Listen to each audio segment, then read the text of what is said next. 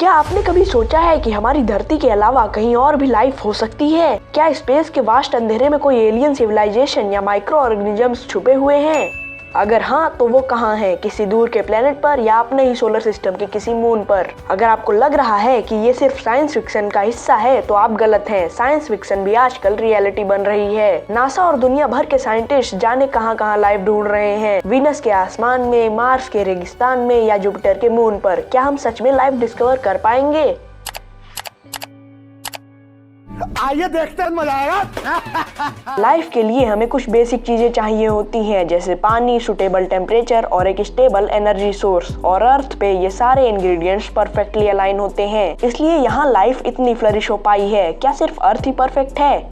इसके लिए साइंटिस्ट ने द गोल्डीलॉक्स जोन का कॉन्सेप्ट डेवलप किया है। ये जोन एक स्टार से सर्टेन डिस्टेंस पे होता है, जहाँ एक प्लेनेट न ज्यादा गर्म और न ज्यादा ठंडा होता है, यानी लिक्विड वाटर के लिए परफेक्ट जोन। हमारी अर्थ भी इस जोन में आती है। आइए कुछ ऐसे ही फैसिनेटिंग प्लैनेट्स और मून्स की बात करते हैं। सबसे पहले आता है मार्स। हाँ, मार्स पर पहले वाटर फ्लो करता था। अब भी अंडरग्राउंड वाटर के क्लूज साइंटिस्ट को मिले हैं और हो सकता है इसके किसी ग्लेशियर के नीचे लाइफ अब भी एग्जिस्ट करती हो। फिर आता है यूरोपा, जो कि जुपिटर का एक मून है। ये पूरा मून आइस से कवर्ड है, लेकिन इस आइस के नीचे एक वास्ट ओशियन है और जहाँ पानी हो वहाँ लाइफ हो सकती है। साइंटिस्ट को लगता है कि यूरोपा के ओशियन में हाइड्रोथर्मल वेंट्स हो सकते हैं, बिल्कुल अर्थ के ओशियंस की तरह। अब आता है सैटर्न का मून एन्सेलेडस। ये मून भी एक आइसी शेल से कवर्ड है और यहाँ स्पेस मिशंस द्वारा वाटर गीजर्स भी डिटेक्ट किए गए हैं, तो यहाँ लाइफ होने के चांसेस हैं। फिर है एक और सैटर्न का मून टाइटन, जो कि थोड़ा अलग है क्योंकि यहाँ मीथेन और इथेन के लेक्स हैं और लाइफ यहाँ बिल्कुल अर्थ जैसी नहीं है, पर कुछ एक्सोटिक माइक्रो ऑर्गेनिजम्स हो सकते हैं जो मीथेन बेस्ड केमिस्ट्री पर डिपेंडेंट हों।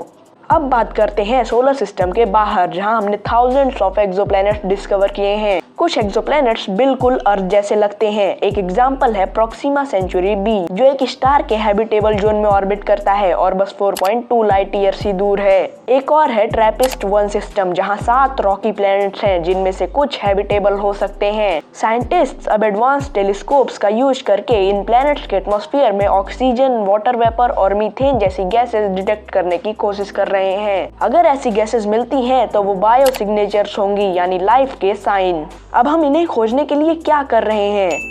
अभी के समय काफी मिशंस लाइफ की सर्च में काम कर रहे हैं, जैसे नासा का परसिवरेंस रोवर, जो कि मार्स के सरफेस पे ऐसे रॉक्स कलेक्ट कर रहा है जिनमें पास्ट माइक्रोबियल लाइफ के ट्रेसेस हो सकते हैं। जेम्स वेब टेलीस्कोप हमारे लिए डीप स्पेस के एक्सोप्लैनेट्स के एटमॉस्फेयर को एनालाइज करने में मदद कर रहा है। और अपकमिंग मिशंस जैसे यूरोपा क्लिपर और ड्रैगन फ्लाई हमारे क्लोजेस्ट टारगेट्स पे जूम करेंगे, यानी यूरोपा और टाइटन। पर एक बड़ा सवाल अब भी है, क्या हम अकेले हैं? अगर लाइफ किसी प्लेनेट या मून पे एग्जिस्ट करती है तो वो शायद सिंपल माइक्रोबियल लाइफ हो, लेकिन अगर किसी एडवांस्ड एलियन सिविलाइजेशन का पता चले तो हमारी दुनिया कैसे बदलेगी? So that's it for today. मिलते हैं नेक्स्ट वीडियो में। जय हिंद, जय भारत।